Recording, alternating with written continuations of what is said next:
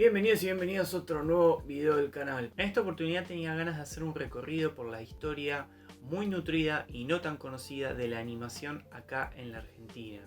La animación argentina, al igual que el cine y otro tipo de creaciones de ficción, ha tenido grandes altibajos a nivel producción en este país. Comparte la suerte de otras disciplinas artísticas de este país, es decir, muchísimo talento y en muchas épocas escasos recursos para poder producir cosas. Hay muchas personas que creen que los dibujos animados fueron inventados por Argentina. De hecho, hay un meme. Porque sí, porque nosotros siempre tenemos que inventar todo. La viroma, el dulce de leche y todo lo que dice la Versuit en la Argentina al palo.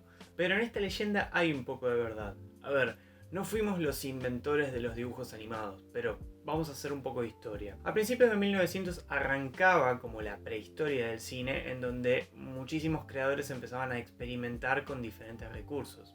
Uno de estos recursos era la animación. Ahora bien, ¿por qué decimos que en Argentina se inventaron los dibujos animados? Porque en el año 1917 Quirino Cristiani, un italiano nacionalizado argentino, realiza y estrena el primer largometraje animado llamado El Apóstol, que era una sátira política al gobierno de Irigoyen. Concepto hiper avanzado para la época. No porque no existiera la sátira política, se hacía mucho en historietas, pero bueno, que esto se ha llevado a un lenguaje tan nuevo como el cine era realmente novedoso. Ahora bien, se dice que es el primer dibujo animado porque fue el primer largometraje, pero en realidad hubo muchos otros cortometrajes anteriores que lo preceden. De hecho, el primer cortometraje del que se tiene registro aproximadamente, porque hubo muchísimas películas que se perdieron, es Humorous Faces of Funny Faces de James Stuart Blackton, y esto es del año 1906. Era un cortometraje de animación con dibujos en tiza. Quirino Cristiani utilizaba la técnica del recorte y bueno, hacía una secuencia animada con eso. Lamentablemente no quedaron registros de la película de Cristiani porque un incendio acabó con todos los registros de la película. Esto era algo bastante normal, ya que el material del que se hacía el fílmico en ese momento era hiperinflamable y se han perdido lamentablemente muchísimas películas. Ahora, Cristiani es una figura fundamental para la animación a nivel mundial, no solamente a nivel argentino, ya que no solamente fue el creador del primer largometraje animado, sino que también fue el creador del primer largometraje sonoro. Peludópolis, película de 1931, de la cual tampoco tenemos demasiados registros, fue la primera película en la cual se utilizó el sonido pero con la técnica sincronizada, es decir, se había grabado el sonido aparte en un vinilo y se pasaba en sincro con lo que estaba sucediendo en pantalla. Cristiani realizó un montón de películas y de hecho fue contratado por la Paramount para trabajar en la división de América Latina cuando el estudio norteamericano empezó a crecer un montón. Y realmente es lamentable que no se reivindique más su figura porque fue un pionero no solamente a nivel nacional sino a nivel animación mundial. Es un tipo del cual todos los que somos apasionados por la animación deberíamos defender o reivindicar un poco más, ya que la gente lamentablemente poco y nada sabe sobre este genio que habitó los suelos de este querido país. De hecho, para que se den una idea, la primera película sonora de Disney, como para ponerles una referencia de un estudio muy grande y muy importante, es Blancanieves y los 7 enanitos, que se realizó en el año 37, con la técnica sonora a la cual estamos acostumbrados hoy en día. Bueno, en el año 1938, con la misma técnica que había realizado Disney de animación, es decir, esta técnica de dibujos sobre ya la mesa, la secuencia de los dibujos por frame y demás, Cristiani realiza El mono relojero, películas de las cuales sí quedan registros afortunadamente y en donde podemos ver un poco el talento de Cristiani en acción, ¿no? Vale aclarar que Cristiani antes usaba otra técnica de animación y bueno, obviamente fue adquiriendo nuevas cosas con el paso del tiempo. No está bien relacionar la animación solamente con la técnica esta que conocemos de la animación por hoja o bueno, la digital posteriormente, ¿no? Hay como un montón de otras técnicas que son muy interesantes. Pero bueno, sigamos. Obviamente no voy a hacer un recorrido hiper cronológico porque el video tardaría 2 horas. El tema con la animación en la Argentina, al igual que con otras disciplinas, es que a la hora de los grandes productos internacionales, el producto nacional no terminó de saber cómo encajar y digamos que la animación sufrió un poco eso, ¿no? Lamentablemente no se puede hablar de demasiada producción de animación hasta la llegada de probablemente el animador más importante de la historia de Argentina, que fue Manuel García Ferrer, el creador de Anteojitos, Super Hijitos, etc. Lo de García Ferrer fue revolucionario no solamente por lo prolífico de su carrera, sino por la cantidad de formatos que manejó. Porque, por ejemplo, en el año 72 tenemos su primer película, Mil intentos es un invento. En el 75 podemos hablar de Trapito, que también, bueno, era un personaje de sus revistas. Han sacado también películas de Anteojito. Pero algo para destacar fue que en la década del 60 empezó a crear pequeños episodios de animación para televisión. Lugares donde la animación, y mucho menos la nacional, no tenía demasiado espacio, porque digamos que en esa época recién se empezaban a pasar dibujos por la televisión y en su mayoría eran dibujos de la Warner o de Walt Disney, etc. Entonces no había grandes estudios en Argentina que produjeran animación. Con Super Hijitus, García Ferrer introdujo el dibujo nacional en la pantalla chica. Canal 13 empezó a emitir estos capítulos y eran capítulos que podían pasar a distintas horas del día porque duraban nada más que un minuto. Entonces, en publicidades o ese tipo de cosas, ponían el capítulo ahí en el medio y bueno, era como una emisión ahí medio express que había de Super Hijitus. Pero fue tan exitoso y tan popular que se contrató en toda América Latina, se pudo ver también en España. Muchas otras señales lo pasaron y de hecho lo siguieron pasando durante muchísimo tiempo. O sea que García Ferrer fue un tipo que no solamente se quedó con la animación en el cine, sino que también pudo introducir la animación en la televisión. Hay una película muy importante de García Ferrer que fue en el año 83, llamada Ico el caballito valiente, una película post dictadura en la cual García Ferrer incluía muchos simbolismos en contra del gobierno de facto militar, lo cual era absolutamente inédito para un dibujo animado, ¿no? que tuviese, digamos, una metáfora o un mensaje también apuntado a lo más adulto, ¿no? Porque es eso, un poco que se estaba volviendo a la esencia de Cristiani, que no pensó una película para chicos cuando creó el primer dibujo animado, sino que pensó la animación como un recurso, que es definitivamente lo que es, y la llevó a la sátira política.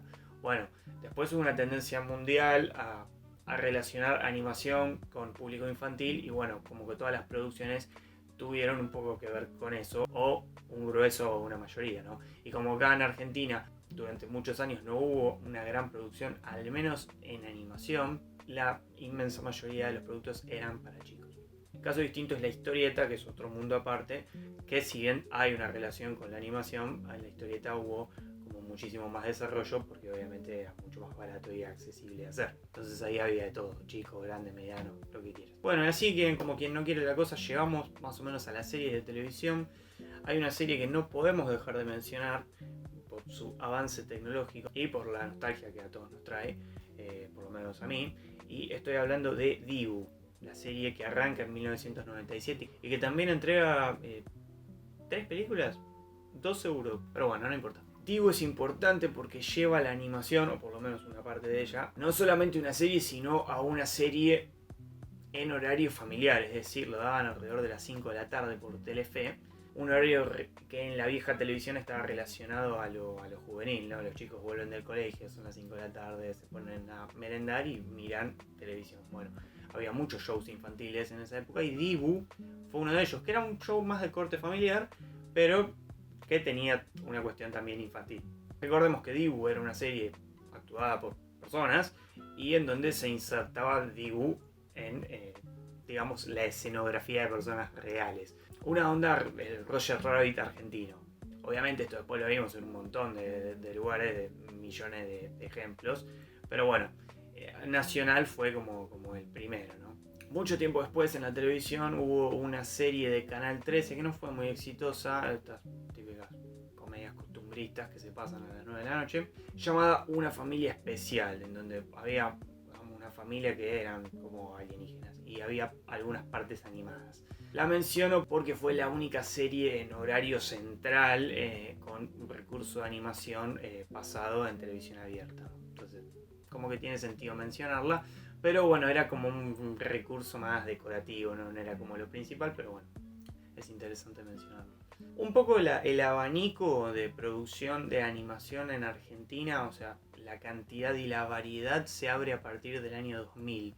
Ahí empiezan a pasar un montón de cosas, como por ejemplo la inserción de nuevas técnicas de animación. Por ejemplo, en el año 2000 se estrena Cóndor Crux, que es una distopía coproducida con España también, en donde se utiliza por primera vez técnicas de animación digital.